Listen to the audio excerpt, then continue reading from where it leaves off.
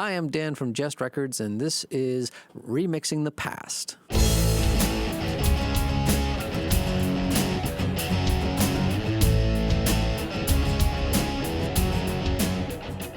You might have watched some of my other videos, like my Mixdown Monday series, where I talk about a different mixing technique every Monday. This is something a little bit different. I'm going to spend a little bit more time, and this will be exclusively on YouTube, where I look at an old mix that I did maybe 2, 3, 5, 10 years ago, and see where my mixing styles have changed, see what mistakes I may have been making, or how I've become a better mix engineer in general. And I think it's important to highlight some of these things because we all grow in our strengths at different paces. It's nice to be able to look back and see where I've improved over the years. Namely, it's going to be in some of the mixing choices that I've used, or maybe some of the techniques that I've learned over the years, introducing new concepts, showing where I made mistakes, and hopefully by sharing some of the mistakes that I was making, I can help you become a better mix engineer as well. Today we're going to be looking at a demo I did for the local band, Garter Shake. These are friends of mine that are here in Pittsburgh, and we worked on this demo out of the basement of the lead singer's house. When you look at the mix, you'll see why it's a little bit more of a demo and less of like a full-fledged EP or single or LP. But still, I can go back and polish this demo to make it sound a little better than what I did to begin with. If you like what you hear, please go follow them. Their music is up on Spotify, and they are on Bandcamp. Support local music. If you're on the other side of the world or other side of the country, please just give them a listen and see what you think. Anyways, let's take a look at the mix. Okay, so here we have Remixing the Past, and this is a demo that was done for the band Garter Shake back in 2017. The demo is called Alpha Creeps. It can be found and purchased at gartershake.bandcamp.com. So what we have here is how I used to do a lot of sessions when it was demos. As you can see, I've got two different piles of waveforms here. And what this actually is that you're looking at is this is one song and this is another. Now, I would no longer do this, mostly because, well, I really rather not have multiple songs in one session. It's just cleaner to kind of organize your mix to where every song has its own fresh session. And I'm going to focus mostly on this song here. It's called Hairnet. What we have are some backup vocals, the main vocal take. We have guitar, keys, bass, snare, kick, overhead, and that's about it. This demo is recorded in the lead singer's basement, and let's have a quick listen.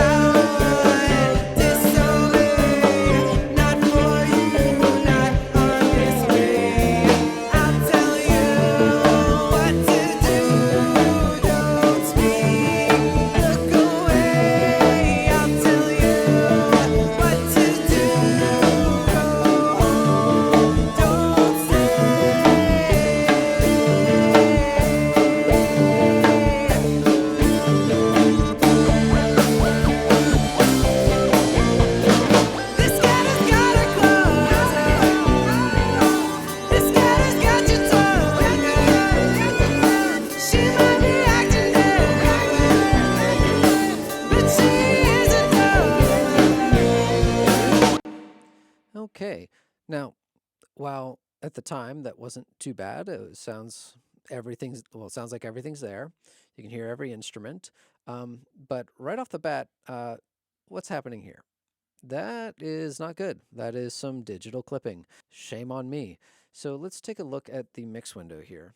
I've got some unlabeled stuff, aux sends, got some plugins going here. Delays, some EQ, some more EQ, some reverb. Not a whole lot. So I'm going to take a moment and point out a few things that I've definitely changed about my recording habits. First of all, I make sure to label everything. That's super important. It makes it a lot easier to navigate your mix. I also like to color coordinate my mixes now. So for me, to make things simple, I kind of go with whatever color starts with the letter of that instrument. So green for guitar, blue for bass, and vocals, I like to make, violet. Let's see what this session looked like after I remixed it.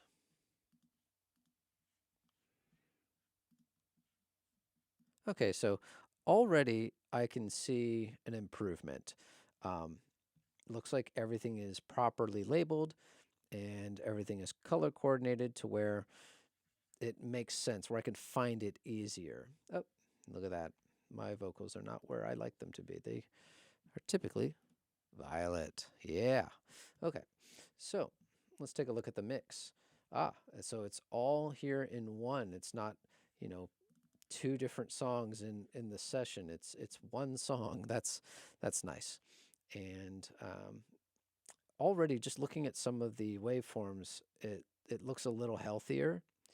There's still some concerns here. The snares, you can see where the dynamics of the snare are kind of all over the place. But maybe I decided to fix that through some compression instead. And let's take a look at the mix here. All right, so we got different types of EQs set up, and looks like we've got some panning done a little bit differently. So I've got my main vocal here, and I've bussed that to a aux send, and it looks like my vocal chain is a EQ, compressor, and another compressor. It also looks like I put a compressor on the reverb so that it reacts at a different threshold than just being on all the time.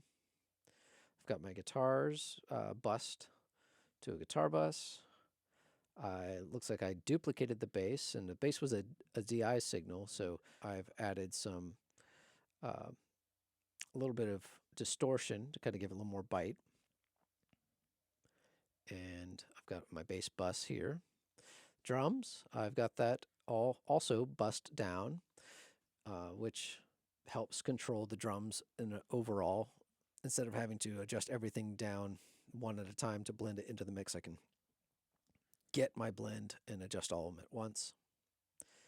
And let's see what this sounds like. One more look back my way, shameless eyes disobey what I want, disobey, not for you, not on this way.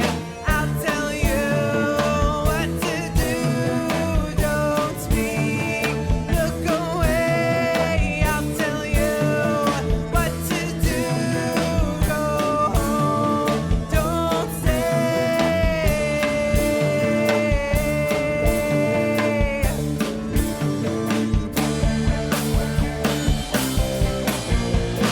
This cat has got her clothes. This cat has got your tongue. She might be acting deaf, but she isn't dumb. So already, I feel like that sounds much better. It's just cleaner. The snare is not in your face. The vocals seemed a little bit more tame. And let's take a look at some of the things that are drastically different that I did in this mix that I did not do in the other one. For one, it's always good to mix to a master compressor. It took me a while to learn this, but you heard it here first. It's good to mix to a master compressor. The reason for this is what glues your mix together. And it doesn't need to be even something spectacular. It doesn't need to be any specific type of compressor. I like to use the SSL style plugin, and if I could, I would use an SSL style external hardware, but I have the plugin for right now. And I don't even really have this at any significant setup. It's a 2-to-1 ratio. The threshold is set to 0. The attack is set pretty standard. Actually, I think this is basically the default settings to this plugin, which is totally fine. I find that the default to this setup is just what I'm looking for. I don't need to really alter it. And when we're listening back, you can see that it doesn't really hit much harder than a few dBs of compression. Let's watch that.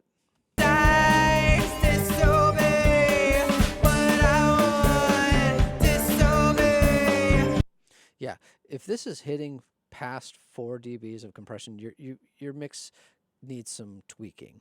So also, since I've mixed the vocals differently with 2 different compressors hitting it, the first compressor got quite the output on it and a very slow attack, slow release, but I've dialed back the output here. Let's see what that looks like here.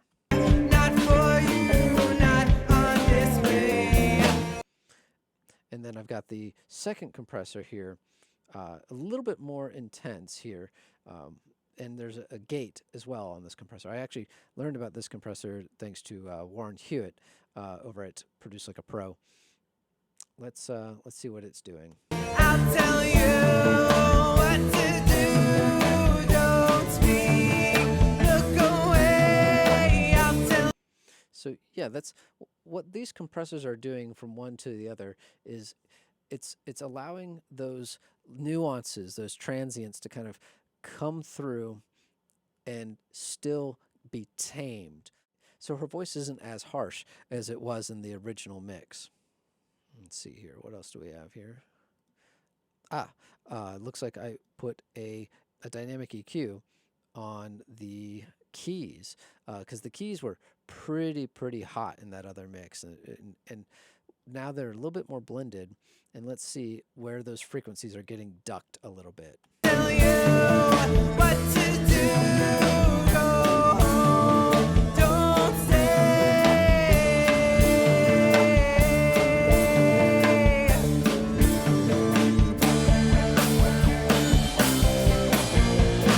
This cat has got a closer. The keys are tamed now thanks to a little bit of dynamic compression, and it looks like I had another compressor on there as well, something very similar to what I did with the vocals. Vocals and keys, they kind of like to sit in the same register a lot of the times, unless you're playing like a lot of sub notes and sub bass. Let's go on over to the drums here. Oh, and here's a nice little trick I learned.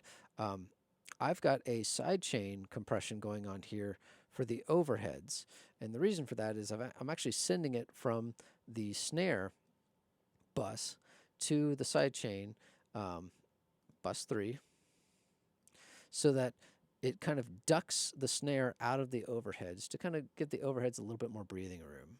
So you can really see that ducking in the chorus. This cat has got a closer. This cat has got your tongue. Let's go back to the original mix real quick. You can even see I labeled it Edit 2. I've definitely changed that habit. So here's that mix, how it was. Let's give that a listen again.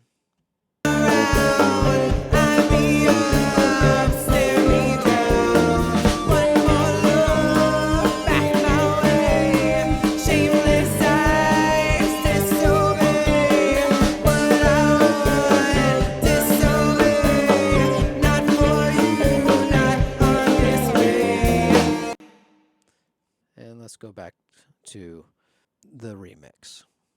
Not on this way. I'll tell you what to do. Don't speak. Look away. I'll tell you what to do. Go home. Don't stay.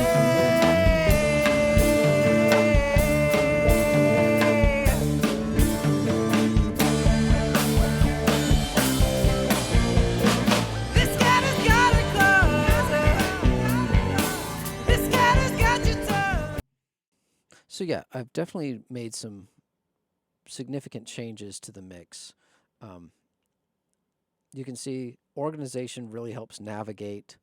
Um, Busing your tracks to a single bus so that you can alter them together once you have the balance down, and mixing to a master bus compressor.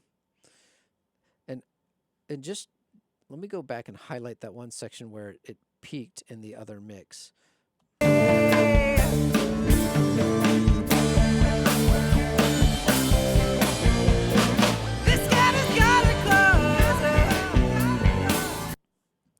did not sacrifice any of the dynamics in the drums, but just remixing them just a little bit differently with a little bit of different compression and keeping that master bus, keeping that headroom.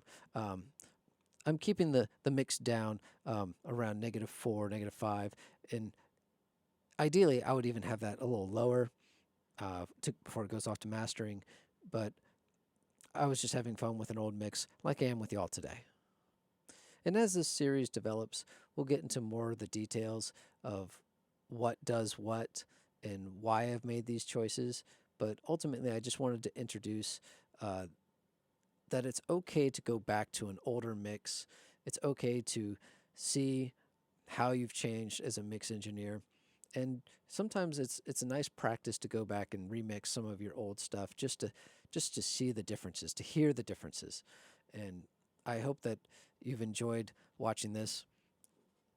I'll give a little music as we play out. This cat has got a closer. This cat has got to turn. She might be acting deaf, but she isn't dumb.